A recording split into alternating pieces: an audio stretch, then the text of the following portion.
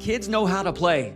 They love to play. Give kids a ball or a bike or a paper clip, and they're going to come up with something to do. But parents, while we say that we want our kids to experience the kind of play we had as kids, that they're out till dusk on their bikes, no parents, no smartphones, no supervision, do we do that? We've actually seriously curtailed independent activity, and we know something is lost without free play, but what? And what do we do about it? Today, Dr. Peter Gray joins me, professor at Boston College in psychology and neuroscience. He's the author of bestsellers like Free to Learn and this Substack, which I love. You should subscribe. It's called Play Makes Us Human. He's a global authority on the value of play.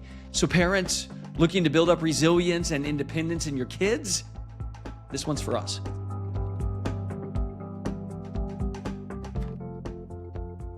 Peter Gray, welcome to All Boy. We're very happy to be here. Thank you for inviting me. Play, it can seem like a luxury, but in childhood, you've been researching this for decades now. It's not a luxury. In many ways, it's essential, and it's tied back to evolution. Can you talk about that?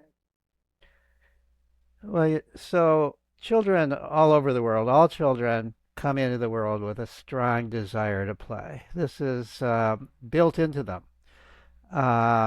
It wouldn't be built into them by natural selection if it weren't somehow useful. And it must be very useful because the drive to play is so strong. Children will play whenever they have an opportunity to play. So why? Why do they have this strong drive to play? Why are children built in such a way that when they engage in this activity that we call play, they experience great reward. They experience a great sense of joy, the great sense of meaning. Why is this? It's because this is how children learn. This is Mother Nature's way of ensuring that our children will practice all the skills that human beings have to learn in order to be successful in life. Children play at the very skills that are essential for healthy, fulfilled human living.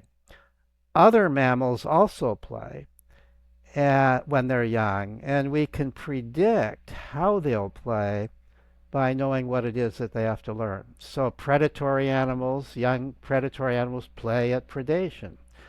Young prey animals play at dodging and darting and getting away from predators.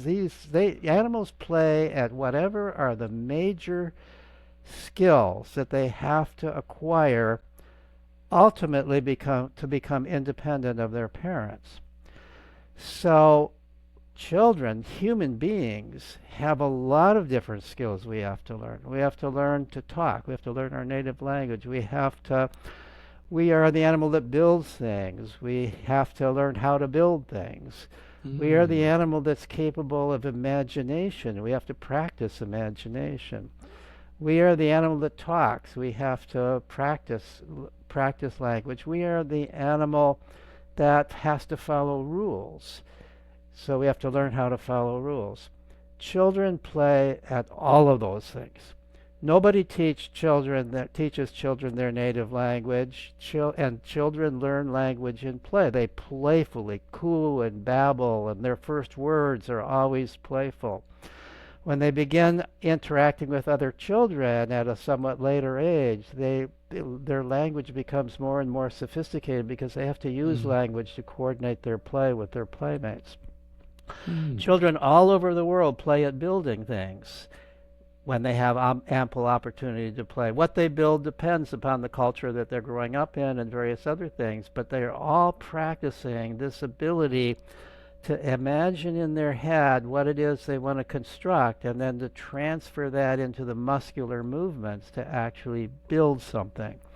Children all over the world play games with rules, and human beings have to learn how to follow rules. Playing games with rules is how children learn not only to follow rules, but even to create rules, because they create rules in their play. Mm-hmm. Little children play at imaginative games where they're thinking hypothetically, what if there was a troll under the bridge? They're imagining the kitchen table is a bridge. This is hypothetical reasoning. What if there's a troll? Well, we better give the troll a cookie so it doesn't eat us. Children are practicing human skills all the time.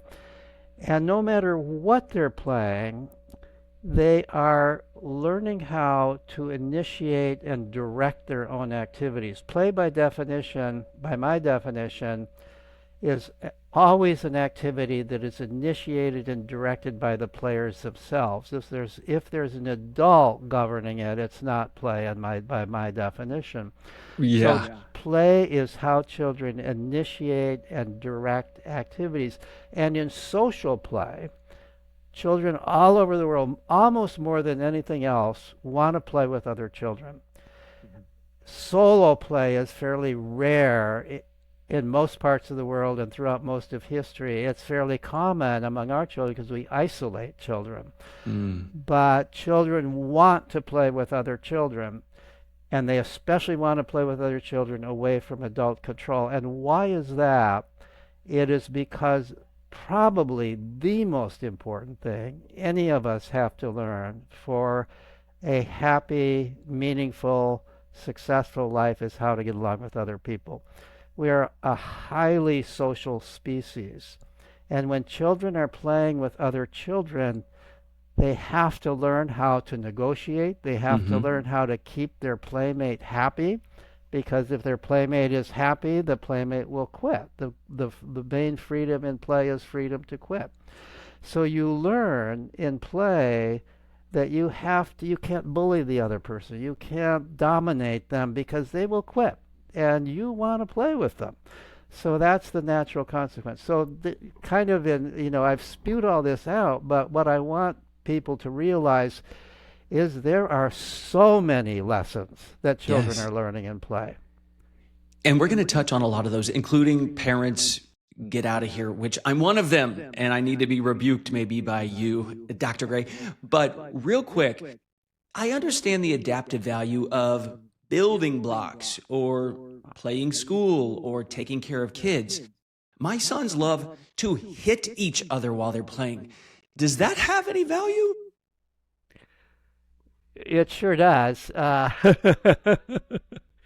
So boys especially, now I don't know what you're talking about hitting, whether they're hitting in order to hurt. They both like it, yeah. Or so play fighting very interesting. Among male mammals in particular, in general, play fighting is probably the dominant form of play. Chasing play, maybe even outranks chasing one another around, is a dominant form for both males and females.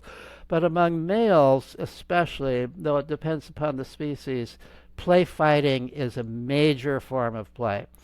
And that's true for human beings as it is for other mammals.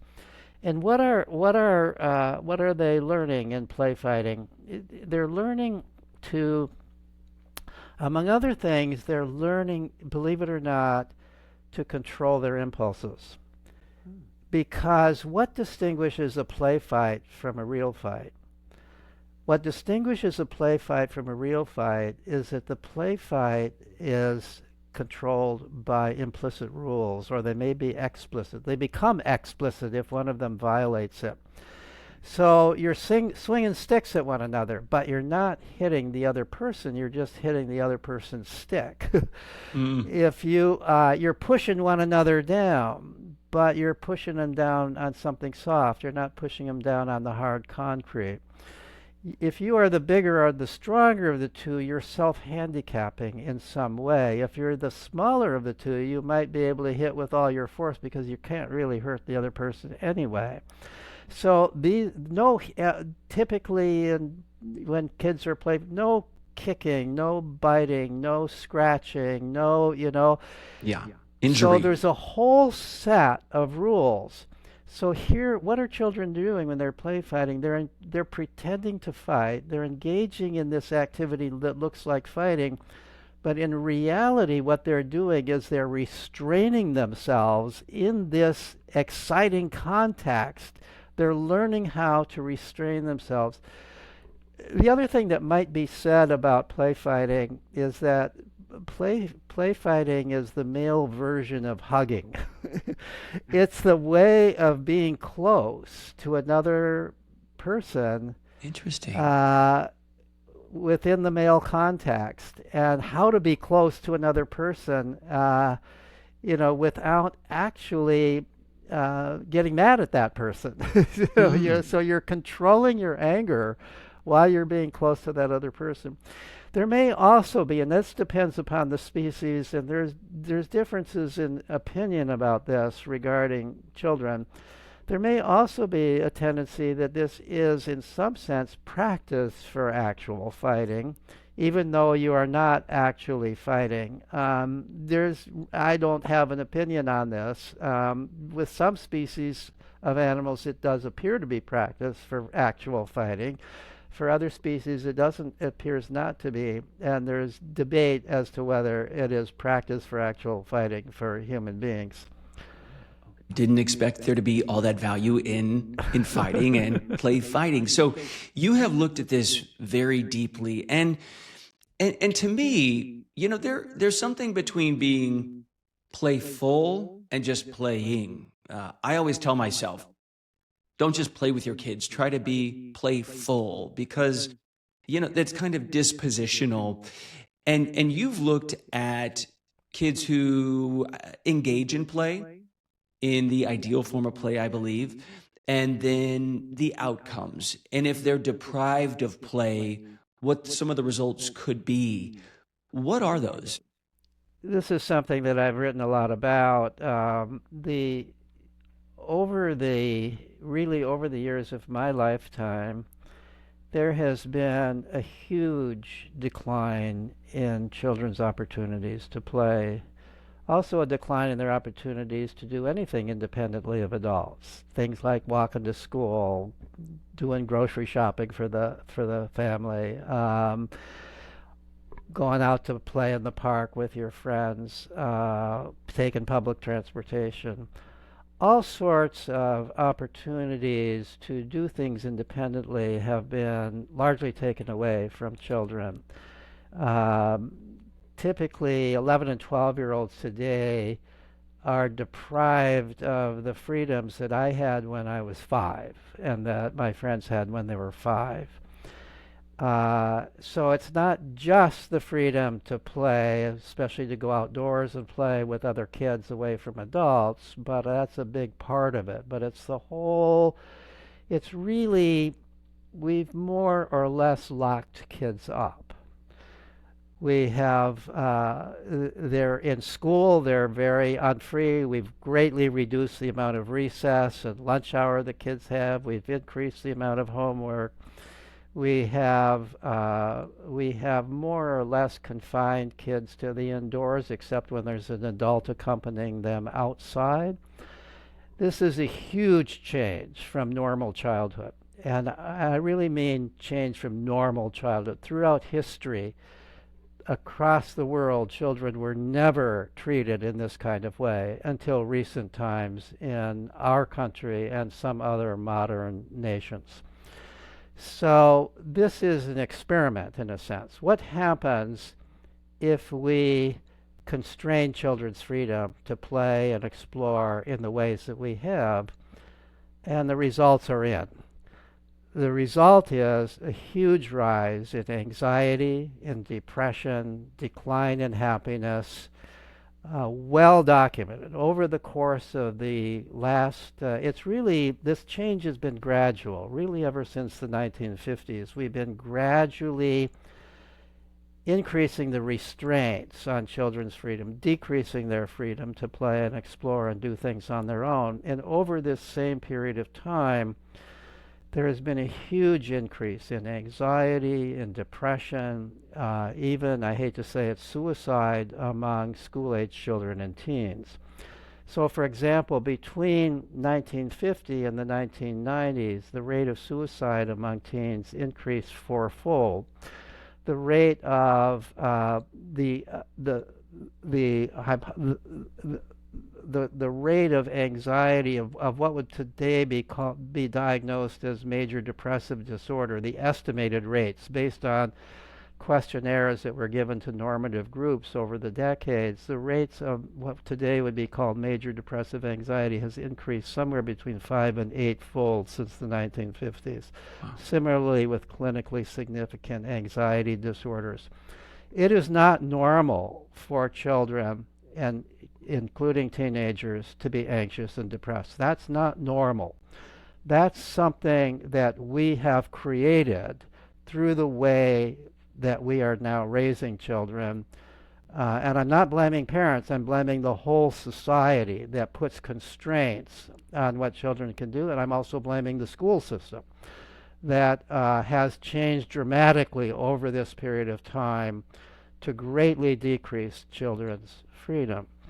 So that's, and so why do it now? This is a correlation. Admittedly, what I've described is a correlation. Correlation doesn't by itself prove cause and effect. What I've said is, over decades we've deprived children of freedom, and over those same decades we've seen huge increases in anxiety, depression, suicide, and declines in happiness. Mm-hmm. To me, it's kind of a no-brainer that there would be a cause-effect relationship. You take freedom away from anybody, and they're going to be more depressed. Yeah. They're going to, at some point, wonder if life is worth living. You put them in situations where they are more or less constantly, especially in school, but also in other adult-directed activities, being measured, evaluated, judged by adults in competitive situations. Am I better or worse than the other people here? All of us, you and I and everybody, would be anxious in that situation. Yeah. Imagine a job that's like school, where you are constantly being compared to your workmates. Who's better? Who's worse? Every day.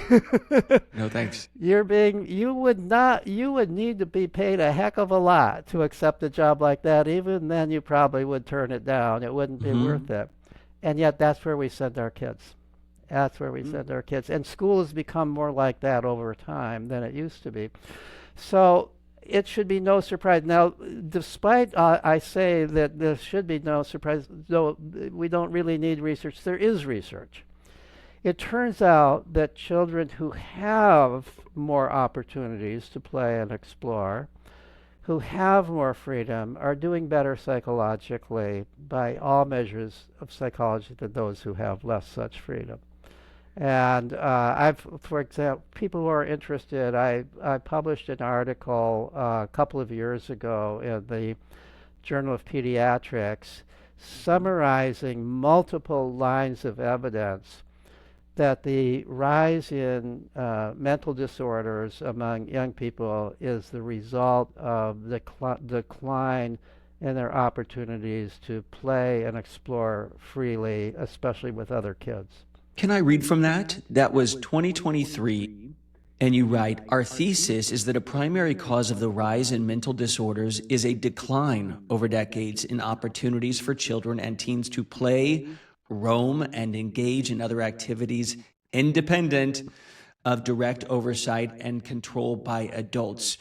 And you just described the school atmosphere.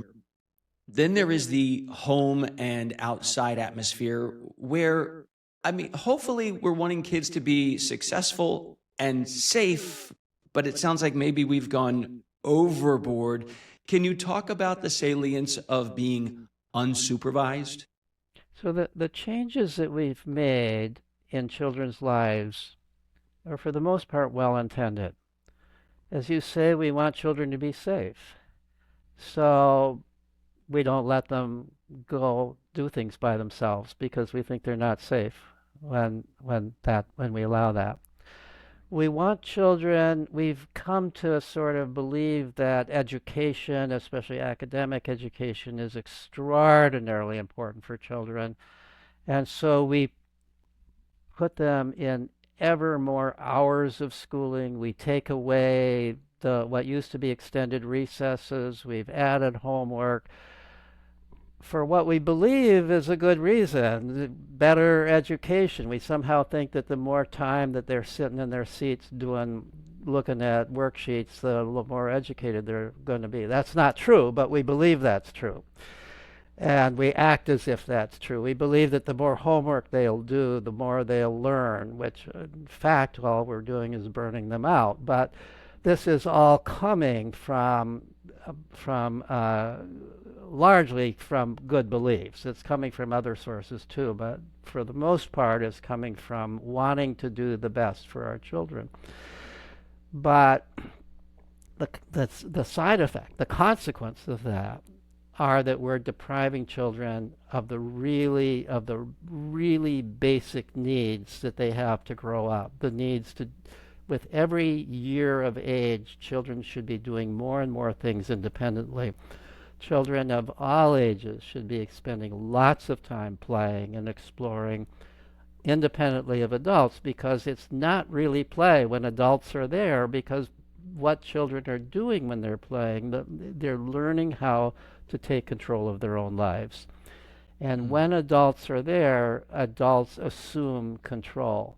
Even if the adults try not to control, the kids are likely to assume that the adults are going to solve their problems for them and control them. The adults become targets for tattling instead of trying to learn how to solve the problem with your playmates more directly. So it is possible in some situations for adults who are trained to do it to be there to observe for safety without intervening, without being somebody to tattle to, without being there to solve, but being there just for cases of emergency. And there are play situations, in some of which I've been part of developing, where because parents aren't going to allow their children to play there unless there's an adult making sure things are safe, Right. there are ways that this can be arranged. But it's extremely important that adults not be interfering with children's play, because that ruins it. It undermines it. Can I put a situation to you? Because I grew up in church, and this is the moment that we would say we feel convicted. Because yesterday, I was with my twin 6-year-old sons at the park across the street. There were a few, maybe 5 or 6 older boys. And one of my sons was it for a really long time in tag. And he started getting burned out, started getting upset. And so I said, you don't have to be it the whole time. And I started saying it really loudly. Everyone can take a turn being it. You don't have to be it. Go tell them. I guess that was intervention. Is that the wrong thing to do? Well, that's a good question. I would probably have to be there and be in the situation. I can understand why you would do that. I think that there are some cases where advising a child on something like that is not a bad idea. But in the ideal situation, in the situation that would have occurred in the 1950s, your twins, even at 6 years old, would be out there playing with other kids, and you would not be there. This was typical play in the 1950s, in the 1960s, even in the 1970s. Even when my son was 6, he was out there playing. I wasn't anywhere around. He was out there playing with other kids in the street, in the parks, in the playgrounds. And this would be something that the kids would learn to solve themselves. So the kid who's it all the time would say, I'm going to go play with somebody else. There'd be other people to play with. I'll go play with somebody else. I'm tired of being it. Mm-hmm. And the playmates may say, well, we really want you to continue playing so you don't have to be it anymore. But maybe they wouldn't, in which case your son, who was tired of being it, would leave, and maybe they would go home, but maybe there would be other kids to play with. Maybe they'd go play with other kids. So we have this funny situation now where kids are so deprived of adequate number of playmates and adequate freedom that you run into situations like like the situation you were. You probably felt you had to be there in the park. I mean, somebody Yes. would call 911 if your kids were out there playing without you there watching them. So you probably felt you had to be there, and there weren't many other kids to play with, and so you saw this happening, and you wanted to advise your son to stick up for himself, and you did. And I think that's not bad advice. I think that there are situations, even in past times, even when kids had the kinds of freedom that I'm talking about, there are some kids who maybe can profit from a little bit of counseling at times about, and for some kids, the counseling might go, you've got to be careful not to be quite so rough or you're going to lose a lot of your friends. And to other kids, the counseling might be, don't be a doormat. Don't let them run over you. So, that depending on the personality of your child, it may not be a bad idea to give them a little bit of counseling like that. I'm not saying that adults don't play some role in this, but ultimately, it has to be the children themselves who take responsibility to figure out how to solve problems, because growing up is learning how to solve your own problems, is becoming ever less dependent upon authority figures, adults, to solve your problems for you. I see. So a lot of the components, it sounds like you're saying unsupervised, ideally, independent. Mixed age, I've read, is good. And you said self-directed. If you were to lay out, if someone's saying, okay, I love this, I want to do this, maximize the value here without sacrificing safety, what does great play situations look like for, say, a 6 to 10-year-old or an 11 to 14-year-old, let's say? So the ideal, if one were to create a play setting, it might be like what we actually have created at schools. For schools that have adopted what the schools call Play Club, this is something that the Let Grow organization that I helped to found, Lenore Skenazy, who wrote the book Free Range Kids, is the president of the organization. But we developed a school intervention that schools call Play Club, and so we now call it that, which is a full hour of free play at school, either before school or after school. And we would ideally wish it would be during school hours, but we haven't gotten schools to agree to that. So they do it either before school or after school. But now hundreds of schools across the country doing this. During Play Club, all the kids in the school are free to play, who sign up for it, who are interested in being involved. And you have to get in this world, you have to get parents' permission for them to sign up for it. So there might be 100 or 150 kids all playing at once. And there's ample space for play. The outdoor playground is open. Some schools also open the gymnasium, the hallways between the gym and the outdoor playground.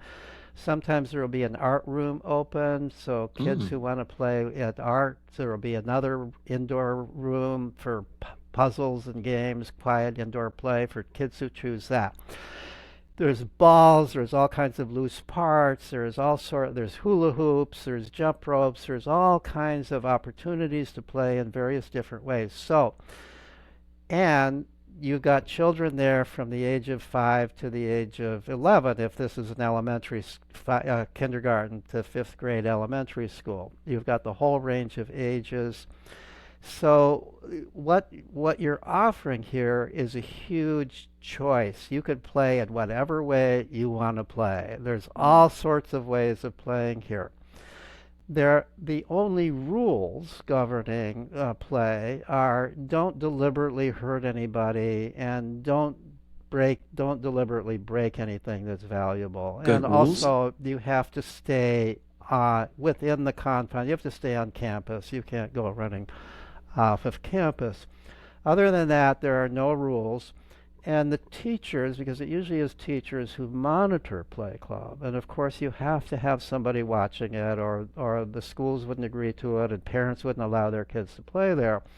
So the teachers who monitor Play Club are told, initially by me for the first schools that did it, because I would actually go out there and talk to the teachers and the principals, that when you're monitoring Play Club, you're not a teacher. You are like a lifeguard on an ocean beach. You're there only in the case of an emergency. You're there to save a life if a life needs to be saved or something quite close to that.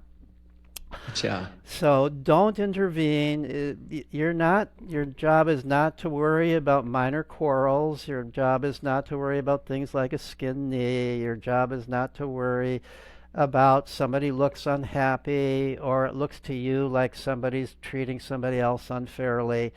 That's not your responsibility, because the purpose of play is for children to learn how to solve their own problems. And if somebody comes and tattles to you that wants you to intervene, the appropriate response is to say something like, so what might you do about that? To turn it back to them rather than for you to assume responsibility for solving what seems to be this child's problem. Now, what we've heard over and over and over again from the teachers is, to their surprise, initially, they don't have to intervene. They essentially never have to intervene. Part of the reason, I have to admit, why they don't have to intervene, and I knew this in advance because I'd been studying age-mixed interactions, is that when little kids get into a fight or there's some real problem among little kids, there'll be an older kid who'll go over and help them solve the problem. And that's so much more valuable both for the younger kids and for the older kid than if a teacher swept in and did it, because the older kid is closer to a peer. Yeah. And the older kid is admired by the younger kid, somebody I would like to be like. But this older kid is coming over and saying, hey, what's the problem here? You know, can't you figure out some way to both play with this thing or maybe play separately?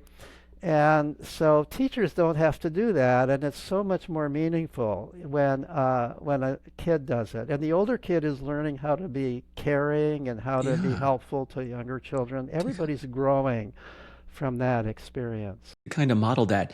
That makes complete sense. How about in older kids? Because at Let Grow, and that's a great organization, Lenore Skenazy and John Haidt and you and a lot of others who are doing great work. And Haidt often makes the point of kids have been overregulated in real life and underregulated online. I'm thinking 11 to 14-year-olds, they're online a lot. That might be their playtime. So what would play look like in older kids? Well, I think online play is valuable play. Jonathan Haidt and I disagree on this. In fact, there's no question but what one of the most interesting, mind-building ways of playing is computer games. And computer games are very common among older children. There's a lot of research showing that computer games have the same benefits, except for the fact they're not getting the physical exercise and the fresh air and exposure to nature. But all the other benefits of play occur with computer games just as much as they occur with any other game. I am shocked to hear you say that. And so let me build this up a little bit, because in my new book I've got a chapter on this. You know, I told you that between 1950 and 1990 there was this huge rise in anxiety, depression, and so on and so forth. What I didn't say, and I also didn't talk about it in that journal, that Journal of Pediatrics article, because it was more convenient to ignore it, and I had convinced myself this was a blip, but it's not a blip. There was improvement in mental health beginning in 1990. Between 1990 and 2000, rate of suicide among teens, rates of anxiety and depression went down. Not all the way down to 1950s levels, but about a third of the way down. And I've looked at every possible explanation for that improvement, and the only one that makes sense is the 1990s was when most families got computers. Most families with teens got computers. In almost every family with a teen, the teens glommed onto the computers. They became the family computer experts. Immediately, they gained some prestige, some sense of competence, which teens had been lacking before. But the most important thing is teens, even by 1990, had been largely deprived of the opportunities to play and explore independent of parents outdoors that they had had in previous decades. But now they had a new way to do it. They couldn't do it outdoors, but they could do it online. And the fact that parents disapproved made it all the more attractive. And so they could play real games. These are often once you had, also by the mid-1990s, most families with teens had an internet connection, which meant that you weren't just playing solo games. You were playing with other kids. You were socially interacting. You were developing social skills. There's actually a lot of studies done during the 1990s and early 2000s showing that those kids who were playing computer games were psychologically healthier. Even when you control for other background factors, socioeconomic class, all other factors, were psychologically healthier than those who weren't. This was also true across age. It was even true for 6-year-olds. 6-year-olds playing computer games were psychologically healthier than 6-year-olds who were deprived of the opportunity to play computer games. Okay, so the alternative there, making sure the alternative wasn't being outside. The alternative was nothing. The alternative generally was nothing. There was also studies showing that playing computer games, for the most part, the playing computer games really did not decrease outdoor activity. What it decreased is television watching. So the trade-off was more between watching television. So the kids who weren't playing computer games were watching television more. They weren't necessarily playing outdoors more.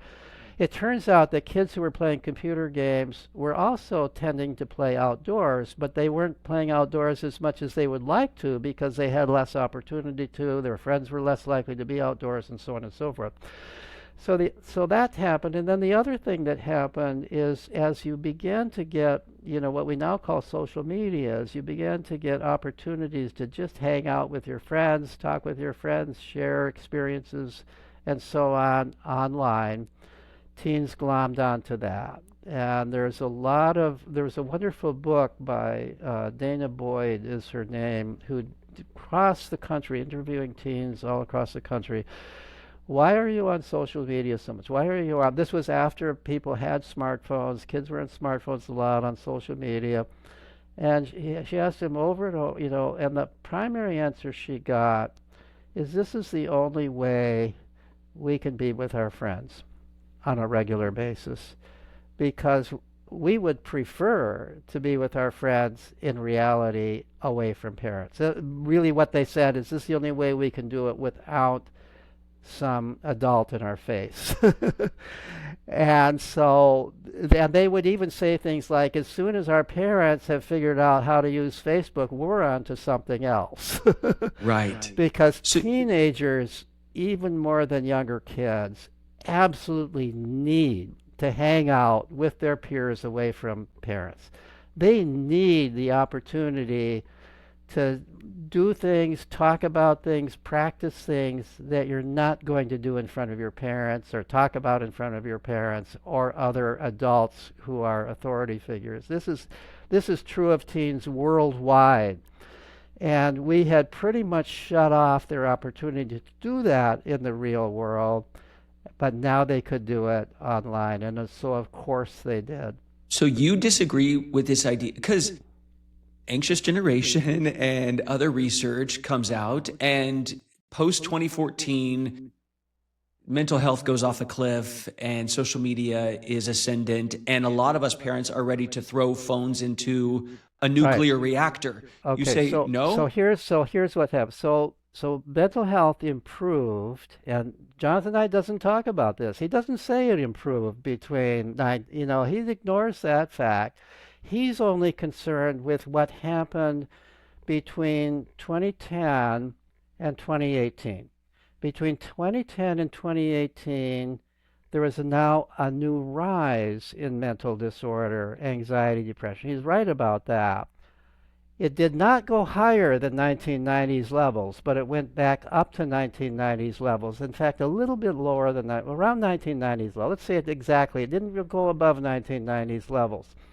So his theory of that is that that rise was caused because that's when most teens were now had smartphones and were on social media a lot. So you'd look out, you'd see teens always on social media, so adults naturally think, well, that must be a big problem, and that's what's the cause. So what Jonathan Haidt did, and Jonathan Haidt and I used to be colleagues, and when he showed me that book, I said, I cannot support the book because what this is a cherry-picked set of studies. This is not the science that's really out there. Everybody who actually does science in this area has criticized that book. People who don't do science in this area think this is the scientific story. But just for example, probably the leading researcher in this realm on the role of social media and mental health among teens is Candace Odgers, who has done multiple studies. She's done review articles of dozens of studies. She wrote the first review of The Anxious Generation when it came out in the journal Nature, a scientific journal. The first paragraph of that review was something like this. I'm paraphrasing, but it was very close to what I'm going to say. Jonathan Haidt has written a very scary book that is going to sell a lot of copies because it appeals to what parents already believe. But it is not a story supported by science. And then she went on from there. And I already knew that. And I told Jonathan Haidt it's not supported by science. What Jonathan Haidt did is he ignored, there are hundreds of studies in this realm. There are dozens of reviews of studies in this realm. Every review has shown that there's some ways in some people it causes a little bit of increase in mental disorder. In some it causes a decrease in mental disorder. Taken all in all, it seems to cancel one another out. Wow. There's no overall writing evidence. This is studies, review after review has shown this. Haidt ignored those reviews, and instead what he did is he hired a graduate student to find the evidence that supports his thesis. So what is the graduate student going to do, hired by a well-known professor, to find that evidence? He found what looks like the evidence. So you sort through, you find articles where the title or the abstract seems to support that theory, and you send it on to Jonathan Haidt, and he writes a book on it. I've looked up even the articles he refers to, and they are not compelling articles. They're not convincing.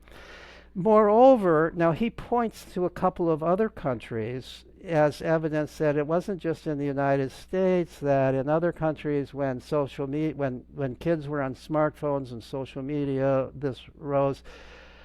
So you can find a couple of other countries. The UK is one place this happened.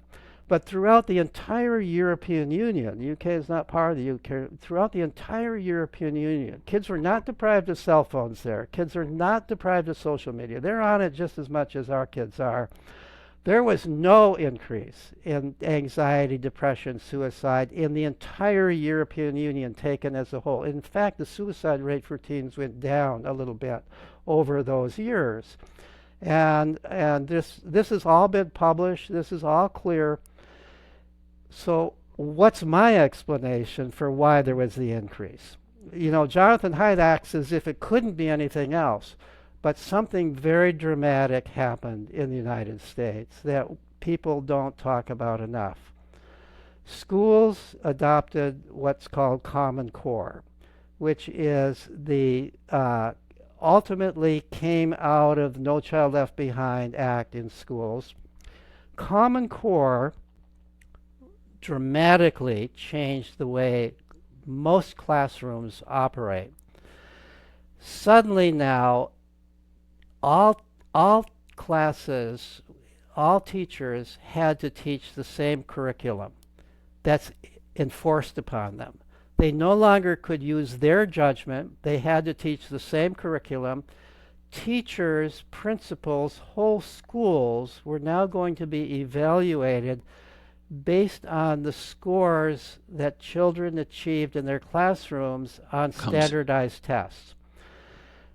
No surprise, teaching became teaching to the test. Classes became far less interesting, far more stressful, homework increased, recesses decreased in elementary school. They were already pretty much taken away from high school. So, and the ratings by everybody about the stress of school dramatically increased. So let me tell you what I think. There's lots of evidence that that Common Core is the main cause. Let me tell you what I think is the biggest line of evidence. The American Psychological Association periodically, in fact almost every year, does a study called Stress in America, a survey of Americans, a demographically balanced survey. Usually they only include adults, 18 and over. But it happened that in 2009, which was the year before any states had adopted Common Core, and in 2013, which is the year after all states had adopted either Common Core or something similar to Common Core, they included teenagers. So in 2013, which was after Common Core, teenagers turned out to be the most stressed out people in America. They were more stressed out than adults. And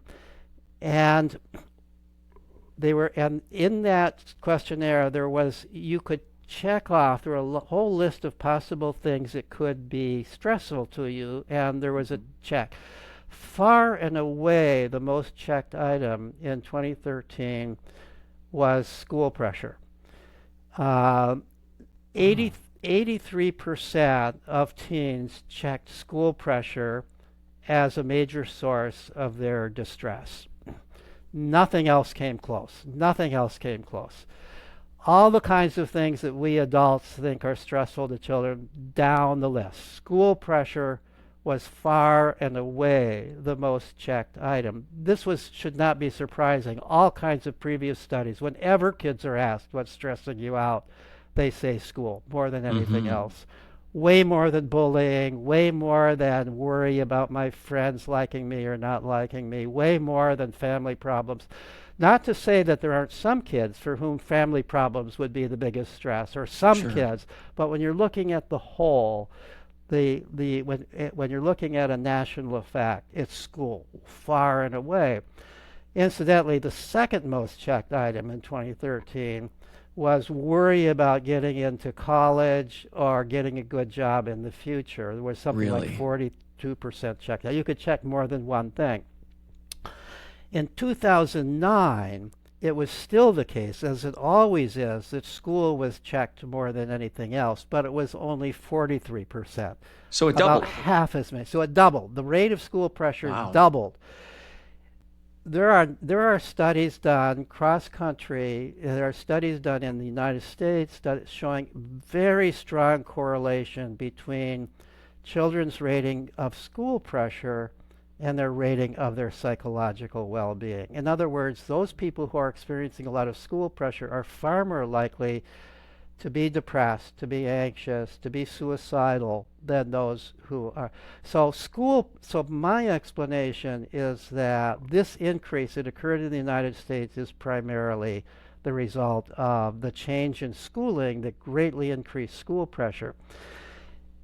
In addition, so I also have checked this out by looking at other nations. So one of the other countries that has shown an increase in anxiety, depression, suicide is the UK. But they showed their increase beginning a little bit later than we did. They had an education reform movement, as it's called, similar to our Common Core, but it began in 2014 rather than in 2010. Really? Beginning around 2014, 2015, 2016, their rates of anxiety, depression, and I don't know about suicide. Suicide rate is very low in the UK anyway. Suicide rate tends to be higher in the United States than most other places because of the ready availability of means to do it. Yeah. But so I'm not so sure about, but definitely there's measures of anxiety, depression showed great increases when they showed their change in schooling. Peter, let me ask you this, because I have not heard a lot of that evidence and all put together in that way, which is compelling. Although in my house, honestly, the big headline's going to be the computer games, because my husband's going to have a conniption, because I always talk about Mario. I got it in 1989. I loved it. He's passionate about not having video games in the house, and so I'm going to bring that up. But this is all boy. You talked about demographics. Right. Girls versus boys and the need to play, whether it's physically outside when they're young or virtually when they're older or what have you. Is there a difference between boys and girls in the need? I think that there is an average difference. Of course, whenever we talk about sex difference, we have to talk about average differences because there's a lot of overlap. There's a lot of overlap, without question. But for example, I already said that boys are far more likely than girls to engage in play fighting. This is true cross-culturally. It's true everywhere. Boys are more likely to play in physically strenuous ways. That doesn't mean the girls don't play in physically strenuous ways, but boys on average more so. Boys are more impulsive than girls on average. This is why boys are diagnosed with ADHD at a rate of something like 3 or 4 times the rate that girls are diagnosed with ADHD, because they have more difficulty controlling their impulses. I think that in one way, when I said that one way that boys learn to control impulses is through play fighting and through other forms of play, I think one of the reasons for the high diagnosis of ADHD is because we're not allowing boys to play in those ways to the degree that we did in the past. So they're not having this experience of learning how to control their impulses as much as was true in the past. So I think that there are those differences. There's a tendency, so for example, this is true whether you're in person or whether you're online. Girls find, even more so than boys, it's very important to have close emotional friendships in which you are talking about things with one another, you're sharing experiences. So girls more than boys, when you're thinking about online, are involved in social media communication with one another. Boys more than girls are playing video games, especially violent video games, because boys are sort of attracted to the excitement of the violent depiction. But girls increasingly are also playing video games, especially now that there's a lot of exciting video games that don't involve violence. Girls are more likely to be turned off by the violence, and of course they're more likely to be turned off, and I'm turned off by the video games that kind of depict women in a negative way, or there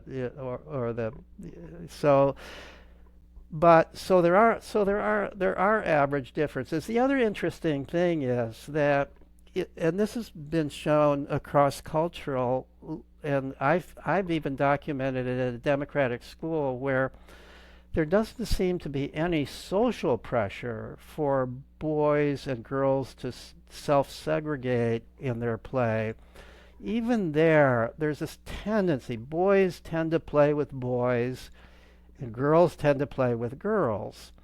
And there are some explanations for why that might be true, but even like what I've observed is boys play even across ages. So this isn't an ability thing. Boys, 12-year-old boys might be playing with 6-year-old boys together, but there's no girls involved. This doesn't mean it never happens. Of course, it does happen, but there's a tendency to self-segregate, for boys to play with boys and girls to play with girls, and it doesn't seem that is just comes from social pressure to self-segregate. It seems to occur even in situations where there is no social pressure to do that. If we could end here, because we have a certain degree of control over our own homes and environments. Not all of us live in a very safe neighborhood, so maybe your kids can't just go out front and ride a bike.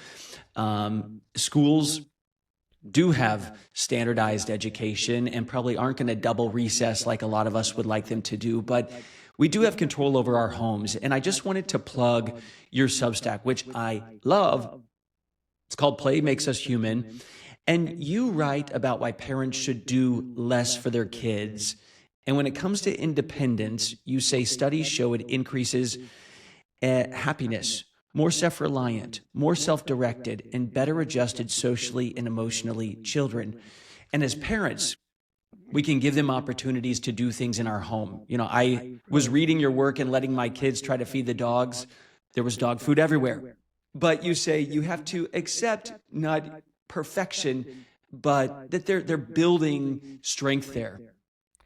Yes, I think that's right. I think one of the, among the various other changes that have occurred over time is a reduced expectation that children would do chores around the house, that children would play meaningful roles in the home economy.